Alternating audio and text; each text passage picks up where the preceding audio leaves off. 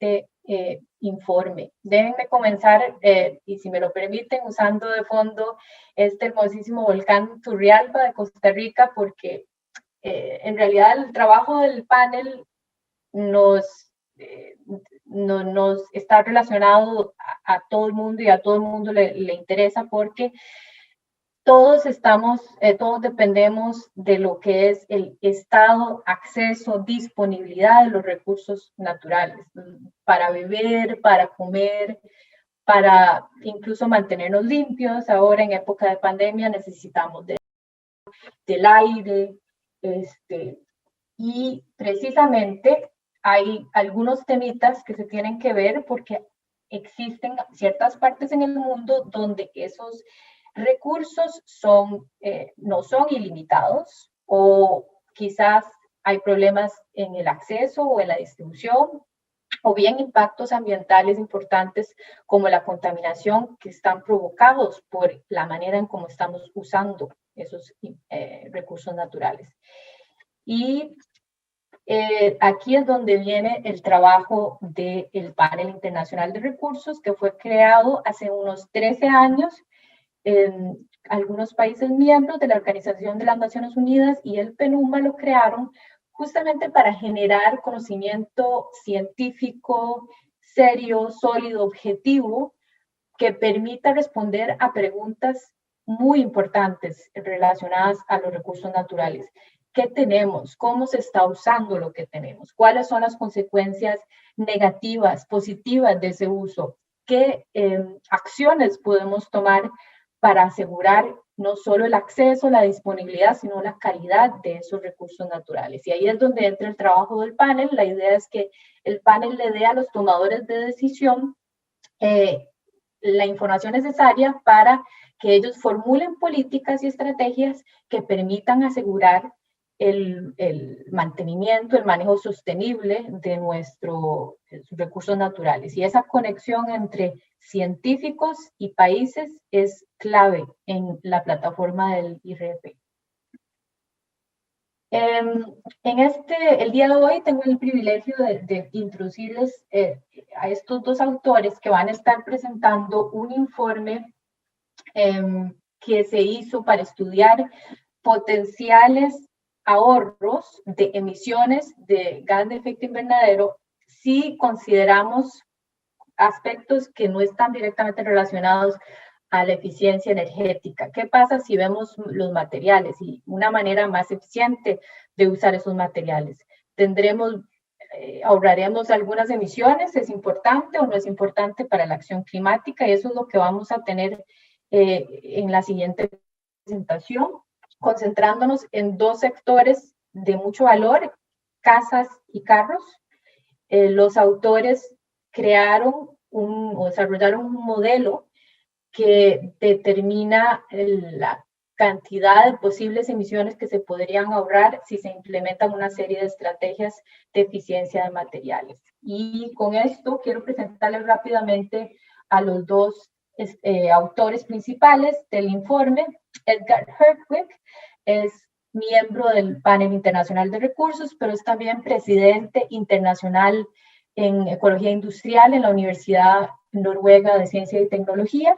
En esa misma universidad es profesor en el Departamento de Energía y Procesos de Ingeniería y líder en investigación en el área de economía circular. Edgar lidera en el panel el trabajo que estamos haciendo para determinar la relación entre cambio climático y eficiencia de recursos. Es autor del capítulo, además, en sistemas energéticos, del quinto informe que lanzó el IPCC, o el Panel Intergubernamental de Cambio Climático, y además fue presidente de la Sociedad Internacional para la Ecología Industrial y un fellow ejecutivo de la Escuela de Medio Ambiente de la Universidad de Yale. Por otra parte, tenemos a Reid. Reid Lipset es también miembro del panel. Es académico de investigación, fellow residente en Ecología Industrial, director asociado del Programa de Manejo Ambiental de la Escuela de Medio Ambiente de Yale. Es editor principal de la revista Ecología Industrial, y su investigación se ha centrado en lo que es la responsabilidad extendida del productor y en la economía circular en general. Él lideró el capítulo sobre eficiencia de recursos y cambio climático en cuanto a la revisión de políticas que existen. Y eso es lo que nos van a presentar en un momento. Con esto le doy la palabra a Edgar. Edgar, over to you.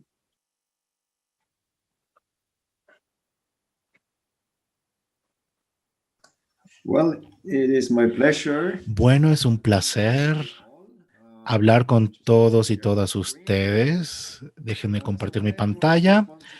Yo fui responsable del modelado de este reporte, de este informe, y quisiera presentarles este trabajo a ustedes el día de hoy.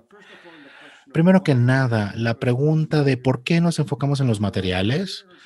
Los materiales a menudo pensamos en el cambio climático y en las emisiones de gas de efecto invernadero y sus mitigaciones. En las emisiones de gas de efecto invernadero han crecido, como pueden ver, desde en 1995 había 5 gigatoneladas en la manufactura de los materiales necesarios y esto subió a 11.5 mil millones de toneladas en 2015, lo que constituye un 23% de las emisiones globales.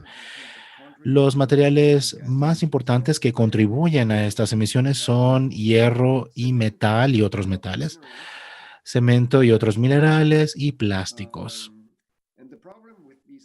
Y el problema con estos procesos es que muchas de sus emisiones se relacionan con el procesamiento, no están conectadas con el consumo de energía. Entonces, no podemos descarbonizar estas producciones al cambiar a energías limpias. Tenemos que instalar nuevos equipos con nuevas tecnologías que aún no están comercializadas.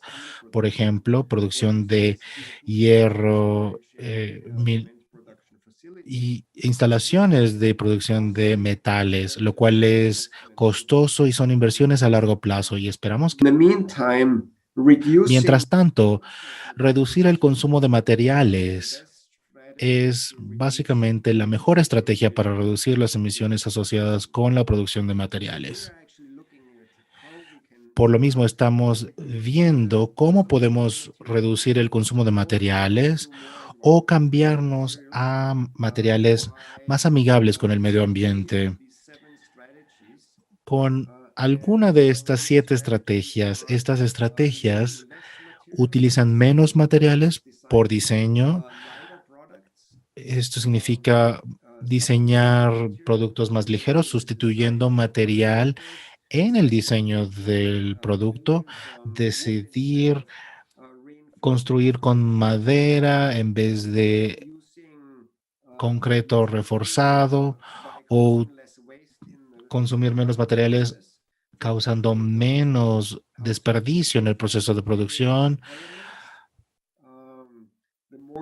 con elementos prefabricados, el uso más intensivo, necesitando menos material por lo mismo o extendiendo su ciclo de vida para que no tengamos que reemplazar el material tan frecuentemente, recuperando partes, remanufacturándolas y reutilizándolas, ya sea con refacciones, como refacciones o como partes de nuevos productos. Y finalmente, reciclando los materiales, reemplazando los materiales primarios con secundarios. Cualquiera de estos de gas de efecto invernadero y para asegurarnos de que llevamos a cabo un análisis de ciclo de vida, actualizamos listas a nivel superior y nos enfocamos en vivienda y en transporte, en vehículos. ¿Por qué? Porque el sector de vivienda, de construcción y de transportación son los que más utilizan materiales. La construcción utiliza 40% de todos los materiales en su huella de carbono y la manufactura también utiliza un 40%. Los inmuebles residenciales son el producto que más utiliza y es el producto que sale de este sector de manufactura. Por eso nos enfocamos en estos materiales.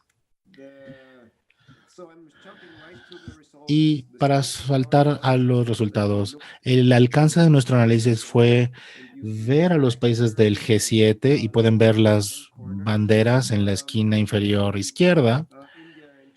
India y China, aparte de estos países, para abarcar a todos los países más industrializados, y podemos ver que desde 2016 la mayoría de sus emisiones de gas de efecto invernadero se había relacionado con uso de energía, pero había una porción importante por el uso de materiales. Asumimos que en el futuro íbamos a descarbonizar el sistema de energía y que íbamos a poder ser más eficientes en términos de energía. Y para 2050 el sistema de energía no va a estar completamente descarbonizado, pero habremos mejorado la intensidad de las emisiones y esto resultará en una reducción de las emisiones, como pueden ver. Y si implementamos, aparte de estas mejoras de energía, la eficiencia de materiales con estas 7 estrategias que investigamos, pueden ver que alcanzamos una reducción adicional de 35% en emisiones de gas de efecto invernadero. La mayor parte de esta reducción viene de emisiones que derivan de la producción de materiales, pero también hay una reducción sustancial derivada de la reducción de consumo energético. Para China e India, la situación es muy diferente. Podemos ver que hoy en día la mitad de las emisiones de gas de efecto invernadero está relacionada con la producción de materiales y esto es porque la tasa de construcción es mayor, hay más construcción de nuevas viviendas. También hay un menos requisito de acceso a calefacción, que es un requisito prevalente en los G7, y la baja saturación de la necesidad de vivienda en estos países nos hace pensar que la construcción va a dominar en 2050 en estos países de India y China.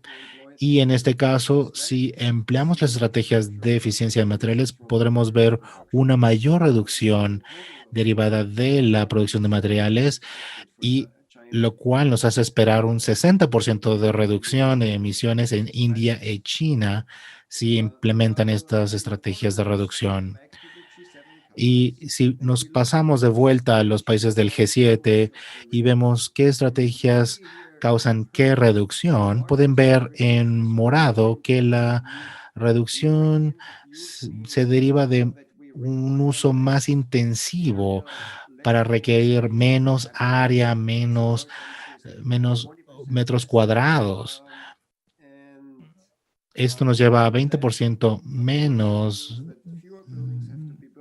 de consumos de materiales y esto significa que con menos metros cuadrados, menos espacios, se tiene que calefaccionar menos esos espacios, menos materiales se tienen que utilizar y también, por supuesto, el reciclaje contribuye a una reducción importante. Viendo el sector de coches, podemos ver que para los países del G7 esperamos una reducción sustancial de emisiones por el uso de coches y esto se relaciona con la electrificación del transporte y el uso de electricidad limpia. Si implementamos estas estrategias de eficiencia de materiales, podemos esperar un 40% de reducciones en las emisiones, lo cual es una reducción sustancial. En China e India esperamos que haya un crecimiento en emisiones porque habrá un crecimiento sustancial en el uso de coches por el desarrollo económico esperado en estos países, a pesar de que esperamos que se utilicen vehículos eléctricos. El crecimiento de necesidad va a superar la electrificación. Y al implementar estas estrategias de eficiencia de material, podemos reducir en 1/3 las emisiones, lo cual es una reducción sustancial, aparte de lo que se puede alcanzar con la electrificación de vehículos y el reciclaje. Aquí vemos por qué la variedad de estrategias es importante. Vimos los servicios de compartir transporte, donde la gente comparte sus viajes. Nos fijamos en rentar coches por hora en vez de ser propietarios del coche para que se requieran menos coches, o las personas que usualmente comparten coches tienen menos viajes, cada vez menos, y utilizan cada vez más vehículos apropiados a sus viajes, reducen el tamaño de los vehículos, lo cual contribuye a un menor uso de materiales y a la energía requerida. En total, esperamos unas reducciones aquí si se implementan todas las estrategias de alrededor de 20.000 millones de toneladas para los países del G7 y un doble de eso para India y China. En la escala global, en términos de reducciones que tenemos que alcanzar para estabilizar la temperatura por debajo de los 2 grados centígrados, estas reducciones van a ser muy sustanciales. Y como saben, estamos batallando para encontrar tecnologías y maneras en las que podamos estabilizar el clima para ir de acuerdo con los acuerdos de París y con estos modelos aún no vamos a llegar ahí a estas metas. Por eso necesitamos una implementación rápida de estas medidas y una rápida implementación de estas medidas, si es que queremos llegar a menos de 2 grados centígrados. Y con esto quisiera darle la palabra a mi colega Reid Lifset. Existen estas políticas, no se enfocan en impactos ecológicos y las políticas ecológicas ignoran la perspectiva de eficiencia de materiales. Hablando de las políticas de eficiencia de materiales que están en vigor, se enfocan sobre todo en el reciclaje de materiales y en el ciclo de vidas. Esto es importante, se tienen que evaluar las reducciones de gas de efecto invernadero, no dependiendo de las cantidades de material. Para la eficiencia de materiales en la construcción de edificios, encontramos los mejores impactos. También estas políticas tienen que incluir políticas y estándares de construcción.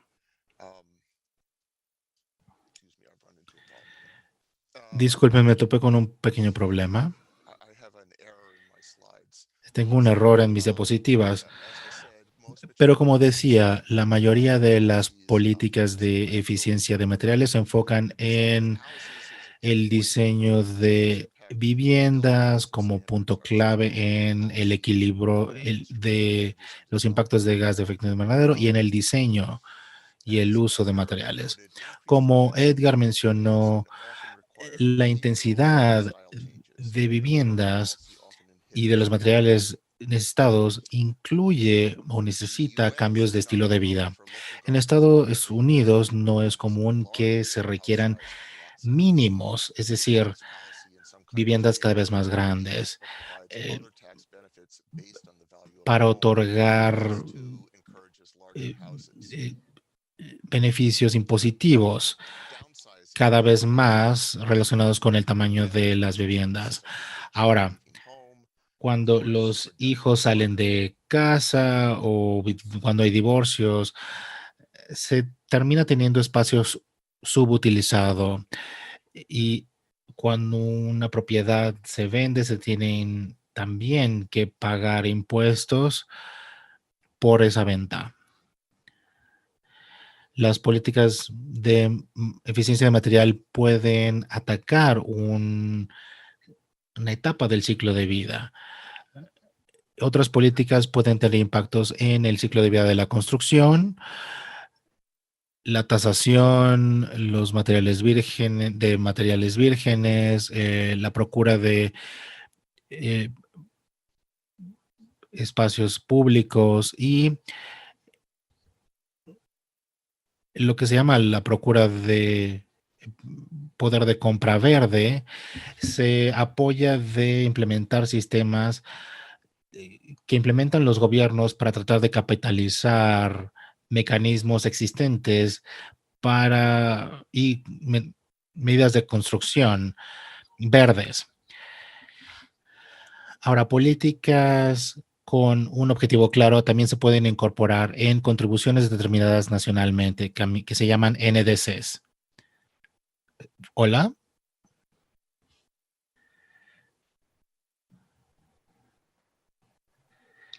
Sí, podemos escucharte. Te escuchamos. Los NDCs pueden ser maneras para lograr las metas de los tratados de París. Algunos países los están implementando. Las incluyen en sus códigos de construcción nacionales. Los NDCs de China mencionan específicamente un uso eficiente de materiales que incluye medidas, entre otras, como mejorar la eficiencia y el ciclo de vida de edificios y el promover el uso de materiales de construcción. Por otra parte, los NDCs de Japón incluye el compromiso de utilizar cemento mezclado. Otras de las cosas que encontramos en este análisis fue la necesidad de dos acercamientos en conjunto a las políticas. Se tiene que hablar en términos de ciclo de vida para no pasar las cargas de un ciclo de vida a otro. Y el otro punto era la falta de implementación. Una vez que existen las políticas, se debe de tener una evaluación de políticas para determinar si las políticas implementadas han generado los resultados esperados. Muchas gracias por esta oportunidad de resumir nuestra revisión de políticas. Muchas gracias a ustedes dos, Edgar y Reed. Resultados muy interesantes. Y quisiera enfocarme en lo que mencionó Edgar, que el alcance fueron los países del G7, India y China. Y quisiera empezar la sesión de preguntas y respuestas con una pregunta a Edgar, una pregunta general para empezar.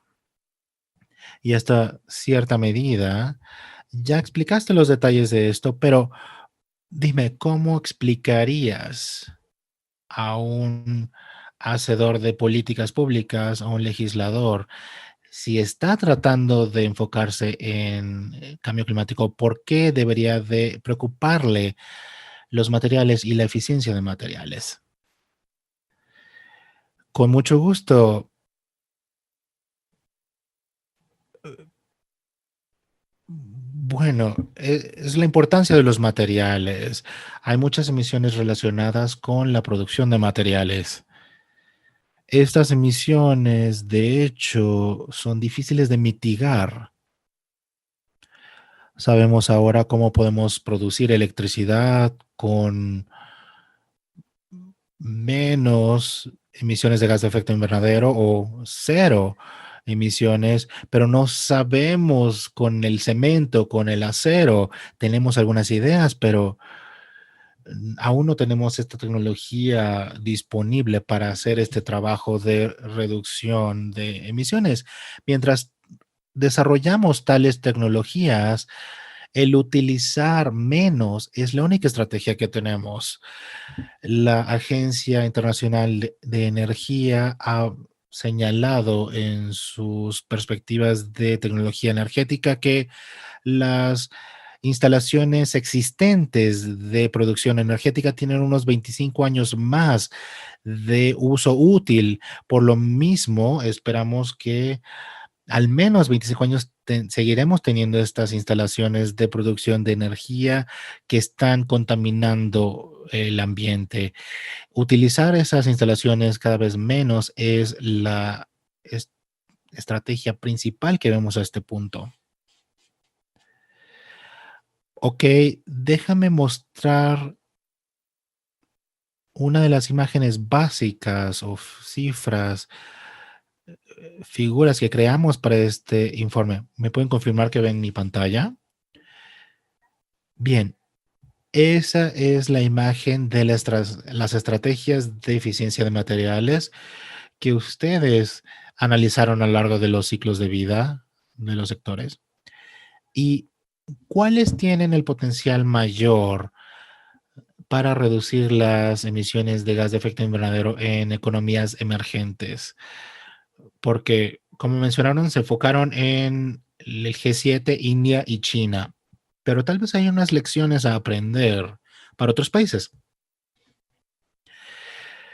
Encontramos que comparar a estos países que había mucha variación de hacer eso, porque dependía mucho de las condiciones locales. Por ejemplo, en India no se tiene mucha calefacción, solo se tiene aire acondicionado, si acaso.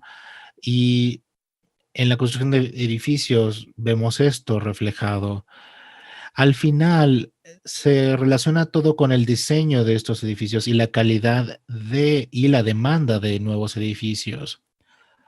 Hay nuevas estrategias para mejorar el diseño de edificios que requieren menos materiales, menos intensidad de uso de materiales y menos emisiones. Y estas medidas deben de perseguir.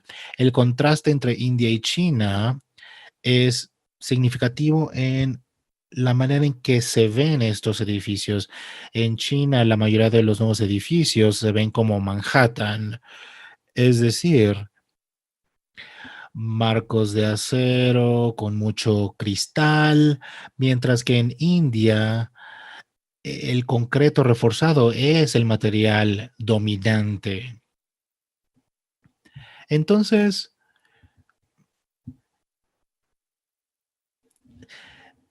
de estas es de lo que dependen las estrategias del entorno local. Y quería mencionar algo más sobre el uso más intenso. Nuestra presunción es que en países como en India se tiene 10 metros cuadrados per cápita de uso de suelo de oficinas y esta demanda esperamos que va a empujar la construcción de nuevos espacios. No esperamos que llegue a un nivel de país industrializado. No obstante, India alcanzará unos 30 metros en vez de 40 o algo que sería más típico de un país industrializado. Muy bien.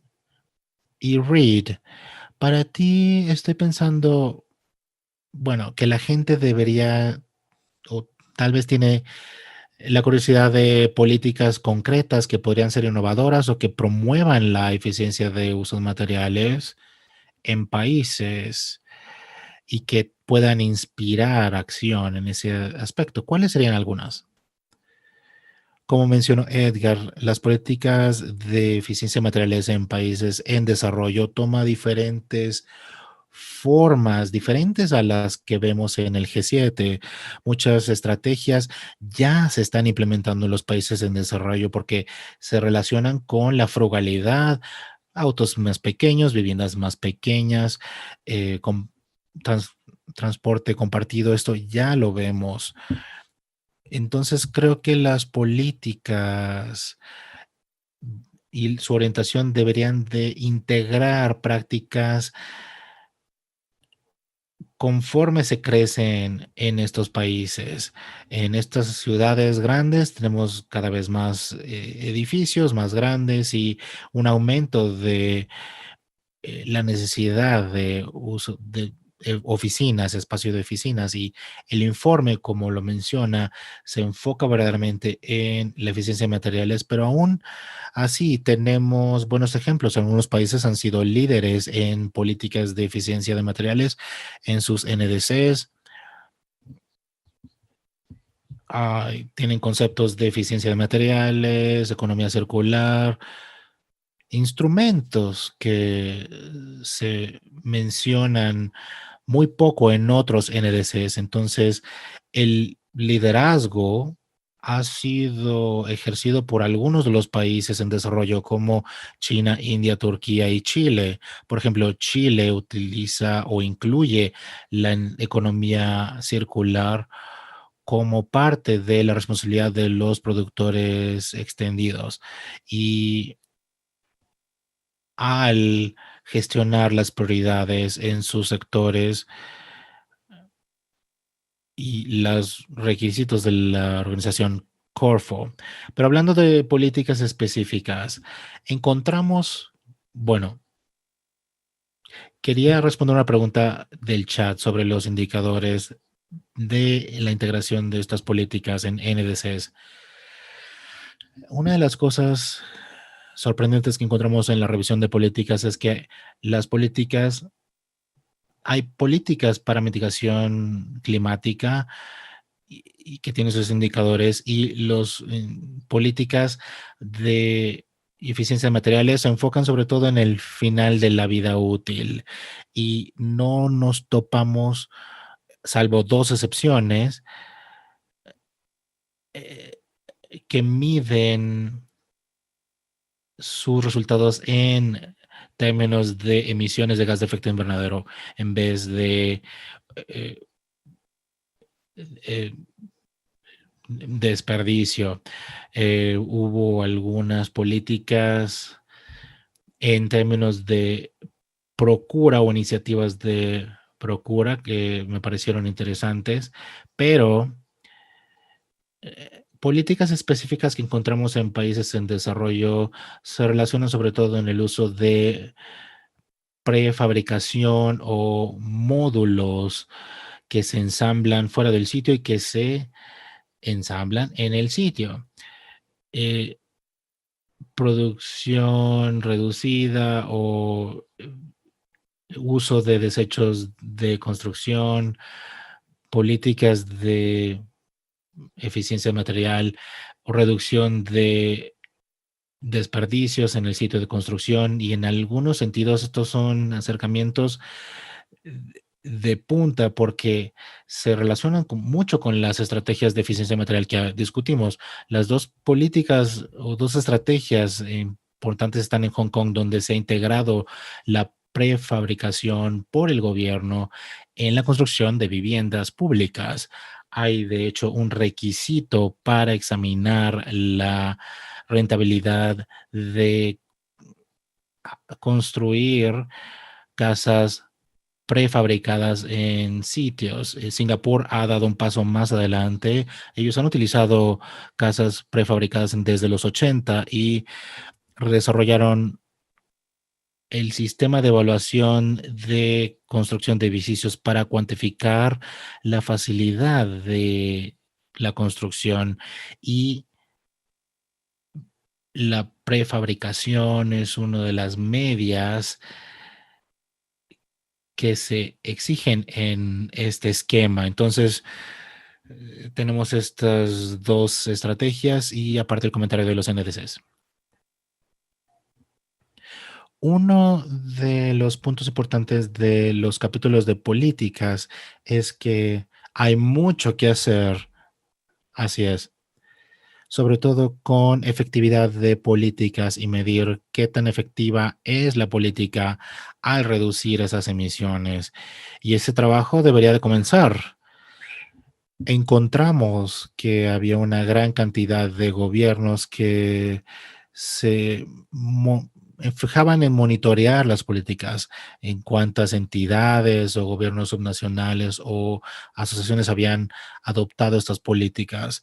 Y algunos se fijaban en resultados y utilizaban ciertas métricas, pero encontramos virtualmente nada que hiciera un estudio riguroso para decir: tuvimos esta reducción de toneladas de materiales, se puede atribuir a esta política de eficiencia de material, que es lo que necesitamos para que sepamos si funcionan estas políticas. Gracias, estoy revisando el chat. Muchas gracias por sus respuestas. Veo que la mayoría de las preguntas que han causado en el chat, Edgar ha estado respondiendo a ellas, pero para el beneficio de todos, mientras tenemos aún un poco de tiempo, déjenme atender algunas de estas preguntas para que Edgar puedas repetir lo que ya escribiste en el chat.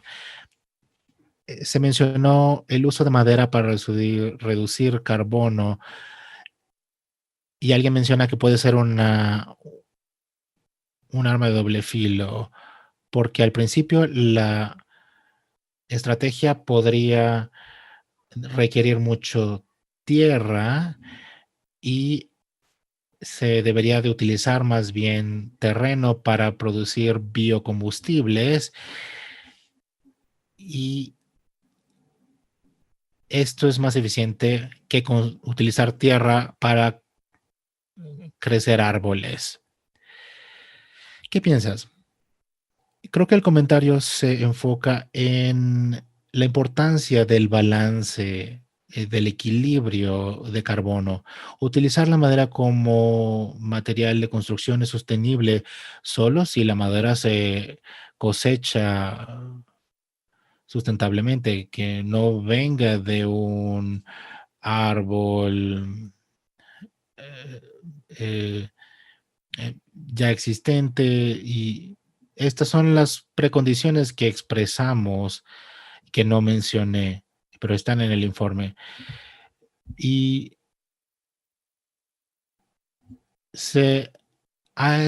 también el dióxido de carbono que se alberga en los árboles se conserva en los edificios, es decir, se retira en vez de dejar que se pudra en la madera al no utilizarlo. Entonces, esto se vuelve una contribución para reducir las emisiones en la atmósfera. Ha habido una variedad de estudios que se han enfocado en esto y que lo han modelado, pero de nuevo, los biocombustibles también tienen esta exigencia de que se tienen que producir sustentablemente, y es por supuesto una condición. Y también sería una cuestión de equilibrio, que no hay una receta de cocina o una panacea, que se tienen que implementar estas cosas diferentes. Efectivamente, tenemos que ver de dónde viene la madera, de dónde viene este suministro. Por supuesto, en Latinoamérica tenemos bosques extensos de los cuales podría venir la madera. Entonces la situación es diferente en India, donde en realidad no hay disponibilidad nacional de madera para construcción y que tendría que importarse, por ejemplo. Bien, bueno, tenemos otra pregunta. Adriana Zacarías estaba diciendo: muchas gracias por la presentación tan excelente. ¿Cuáles son las recomendaciones de política que integran eficiencia de recursos y políticas de cambio climático? Es una gran pregunta. ¿Y qué información o indicadores se necesitan para que los gobiernos integren eficiencia de materiales en sus NDCs? ¿Cómo integramos entonces estos maravillosos resultados en los compromisos globales de cambio climático? Esa es una pregunta difícil. Hay muchos indicadores para eficiencia de material. En términos de cantidad de materiales que se utiliza, ya hay una industria de gente que está desarrollando indicadores para la economía circular, pero lo que está faltando aquí es una conexión rutinaria y estandarizada entre esos esfuerzos o indicadores y emisiones de gas de efecto invernadero. Como mencioné, vi algo en los Países Bajos que se tienen que integrar, pero sí, es lo que requerimos. Si queremos ir más allá de asegurarnos de que las cosas no terminen en rellenos sanitarios y que estamos mitigando cambio climático, debe de haber una conexión entre la economía circular y sus medidas. Entonces, no tengo un ejemplo maravilloso de cómo hacer esto porque aún no existe, sobre todo a nivel nacional. Mencionaron en el informe un par de países y también lo mencionaste en tu presentación. Recuerdo a China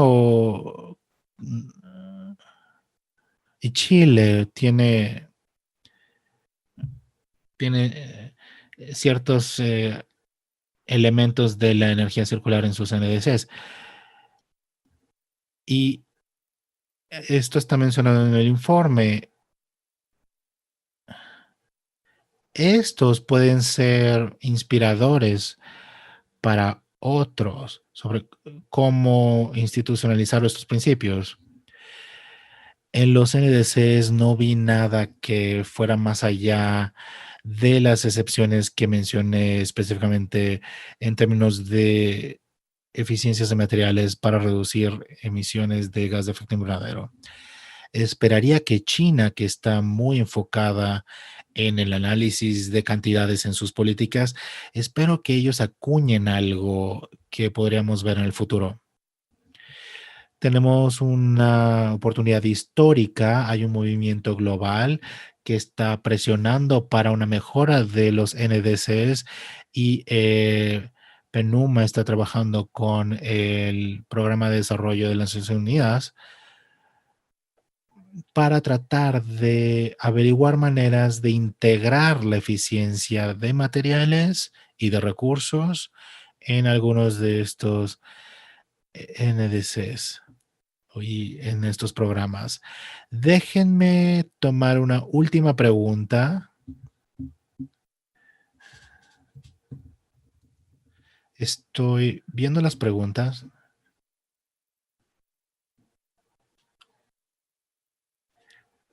Aquí tenemos una pregunta interesante. En caso, esto es de Daniel Wright y dice, gracias. En vez de cambiar la intensidad de recursos, esto puede causar problemas en los edificios.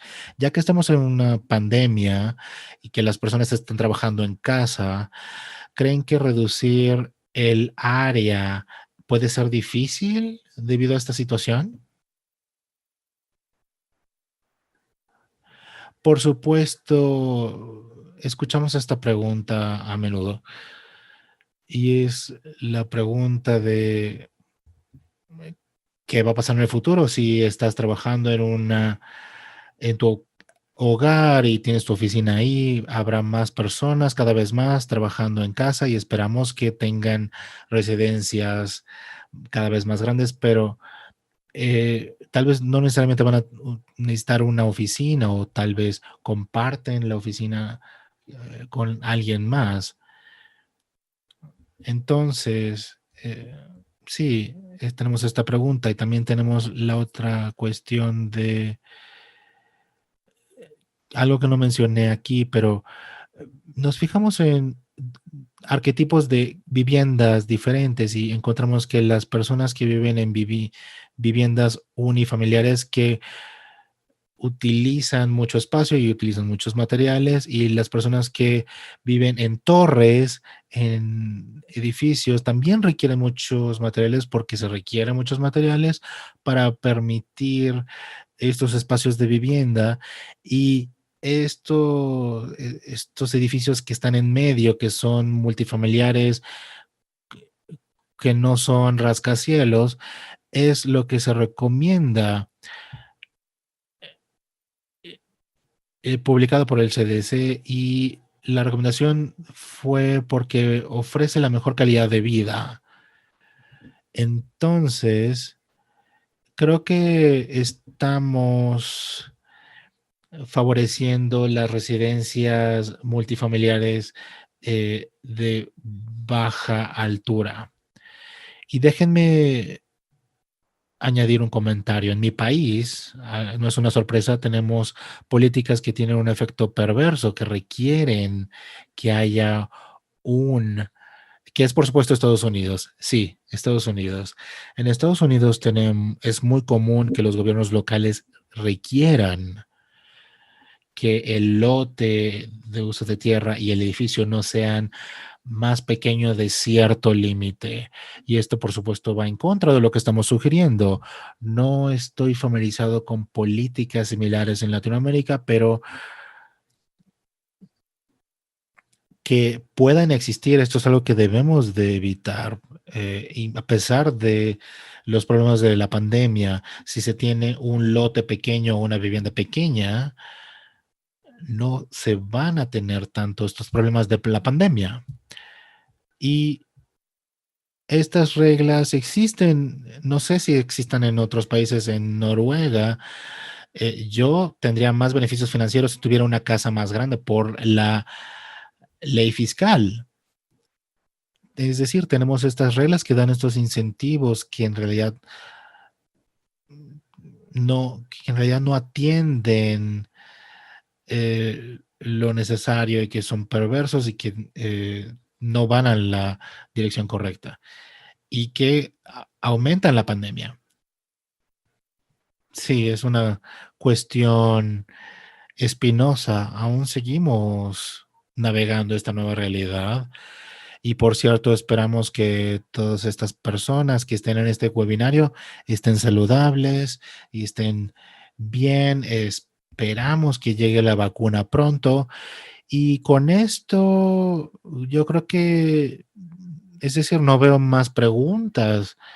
No veo ningún otro comentario. Yo creo que la presentación estuvo muy, muy clara, y les agradezco a Reed y a Edgar por su tiempo y por sus explicaciones. Y muchas gracias por las preguntas que pusieron en el chat. Y si quieren más información sobre el panel o nuestro trabajo sobre cambio climático o eficiencia de materiales, pueden ir al enlace que se posteó en el chat para recibir más información sobre recursos naturales. Muchas gracias. Te doy a ti la palabra, María Fernanda.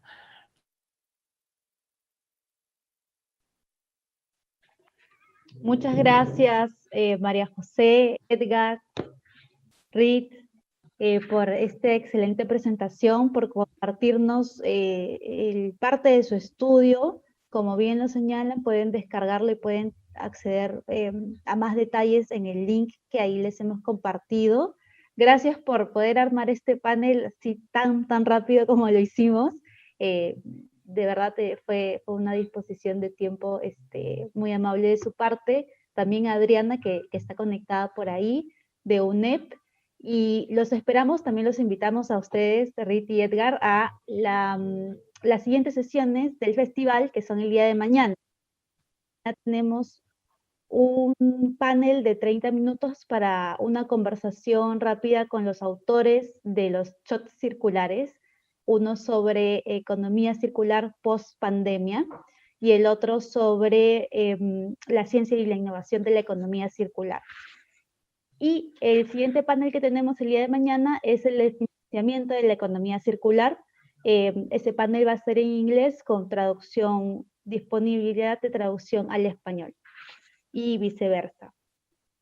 Nuevamente agradecer a quienes se han conectado hoy día, estos días, y invitarlos a seguir explorando la página del festival, donde pueden acceder también a la ruleta, a los shots, y que tengan un excelente día. Muchas gracias y nos vemos mañana. Gracias. Chao. Hasta pronto. Chao.